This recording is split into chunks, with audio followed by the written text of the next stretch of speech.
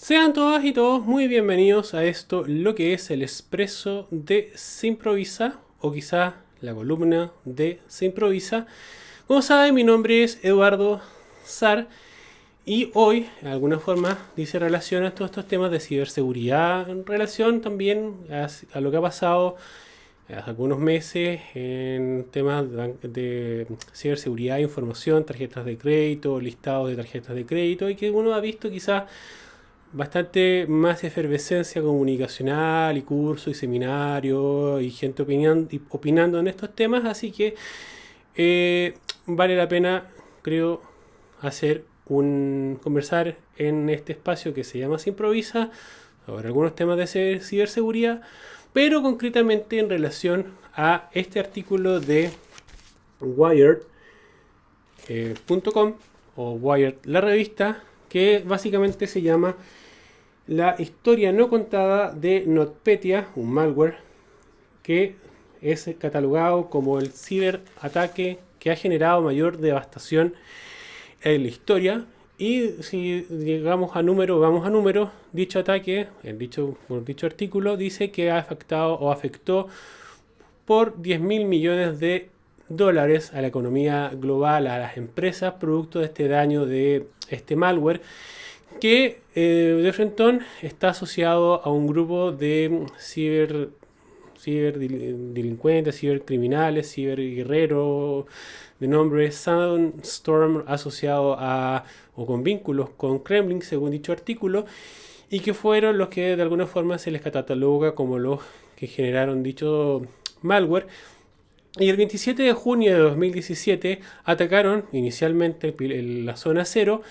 o el paciente cero, una empresa de desarrollo de software ucraniana de nombre Linkos Group, concretamente al servidor de actualizaciones o el servidor que entrega los temas de seguridad. Si tú estás acostumbrado a tu celular que te dice hay una nueva actualización, normalmente hay un servidor de actualización que está detrás de esto, y eso fue lo que atacaron para diseminar dicho ataque informático, que por ejemplo en el caso de Ucrania afectó, se estima, el 10% de los computadores, de todos los computadores que existían en Ucrania, y teniendo un impacto tan rápido en su de forma como se esparcía en una infraestructura corporativa o de empresa, como por ejemplo con un banco de dicho relevante, fue apagado en menos de o dentro de 45 segundos. Y eso, de alguna forma, y el artículo, que es de 26 páginas, que habla en extenso sobre una forma bastante amena, pero de narrativa, con lo que de alguna forma el ejemplo Maersk, naviera internacional con 76 puertos, más de 800 buques y oficinas en distintas partes, se vio afectada, según las cifras oficiales, por 250 a 300 millones de dólares, pero off the record se habla de muchísimo mayor valor. Y en definitiva, a raíz de un ejecutivo relacionado al mundo de las finanzas de Maersk Ucrania, que había impedido la instalación de este software, donde fue afectado, de nombre EME-TOC, generó impacto en Maersk y de alguna forma ramificación a todo lo que, o a varias empresas, y también aquellos que se recuerdan, vieron en redes sociales en mi país los videos que en algunas empresas hacían llamados vía redes de emergencia de alta voz, que por favor apagaran los computadores y se retiraran de las oficinas producto de este ataque o este malware de nombre NotPetya, que algunos llaman un mensaje político, concretamente Craig Wilson de Cisco, analista, consultor de temas de ciberseguridad, entrevistado para este artículo, donde dice que este fue un malware diseñado para entregar un mensaje político. Si tú haces negocios con Ucrania, prepárate con las consecuencias o algo malo te va a pasar. Entonces es ahí donde vemos que propagación fue automática, rápida y sin discriminar, y que en el caso de Petya, que de alguna forma llamaba a pagar, a rescatar, y ahí de alguna forma está esa analogía, en este caso, y luego todos los análisis que se han hecho, Este malware nunca fue hecho para recaudar dinero, la razón principal, sino, ahí está el tema de la destrucción, pero también algunos dicen que, y ahí está la arista, que el misterio sin resolver, si fue solamente destrucción o fue borrar información de inteligencia de los gobiernos, de las agencias de inteligencia y planes futuros que se habían hecho trabajo para poder determinar y contrarrestar todo este tema de los trabajos que algunos llaman las tácticas de guerra cibernéticas de Rusia. ¿Cuáles fueron los dos elementos más relevantes quizás de lo que fue NotPetya? Lo que le llaman el Eternal Blue, esta falla descubierta por la NSA, la Agencia de Seguridad de Estados Unidos, divulgada en un ataque o una divulgación de información por parte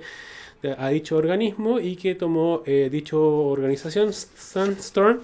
y lo que de alguna forma llaman el Mimikatz, y que fue una prueba de concepto por un investigador francés en el 2011 que básicamente permitía, mediante lo que algunos saben que se llama la RAM, que se guarda la información de o se ya guardaba la información de las credenciales o cómo accede la persona al computador en dicho elemento del computador para atacar, o sea, obtener dicha información, más el Eternal Blue y todas estas cosas, hacer el daño, este daño nefasto que en definitiva no era 100% producto de que los computadores no estuvieran infectados y eso generara el daño, porque básicamente aquí la nota o el artículo habla que si un computador estaba infectado pero otros no lo estaban, perdón, uno tenía el parche pero otros sí tenían el parche y por lo tanto debieran ser seguros, el hecho de contar con una manzana podrida, esa manzana podrida era atacada por NotPetya y NotPetya se replicaba en toda la estructura en 45 segundos en el caso de este banco por 10.000 millones de dólares en la economía global, 300 millones de dólares declarados hacia Maersk. Y ahí en el fondo es interesante conocer cómo esta ramificación y ahí este tema de las distancias que hoy en día algo que pasa acá en Chile puede tener ramificaciones en Uganda y en Uganda puede tener ramificaciones en Perú. Eso es un tema que vale la pena conocer y estar preparado y en el fondo saber que hay veces que no existe el rescate, no existe la bala de plata y no existen los antídotos y es por tanto importante tener los planes de respaldo respectivos, las acciones pertinentes y transformar o dar o potenciar lo que son trabajos de ciberseguridad alineados con propósito y que no solamente sea resorte de la plana o de la gente del área informática o de sistemas, sino también sea temas del negocio como los directores y similar. Aquí hablan también, por ejemplo, del WannaCry, otro virus o malware que también la gente tiene memoria, que ha impactado a la economía global entre 4.000 millones a 8.000 millones de dólares, pero obviamente el NotPetya en cuanto a impacto global, el que de alguna forma lleva la batuta, y al fondo, y ahí empiezo creo a conversar, empezar a cerrar,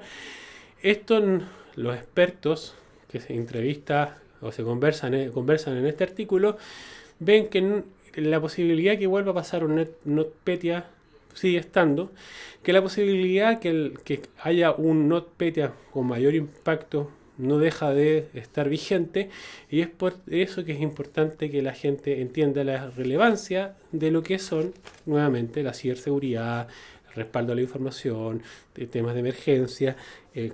simulacros de catástrofe, planes de contingencia y un súmele y síguele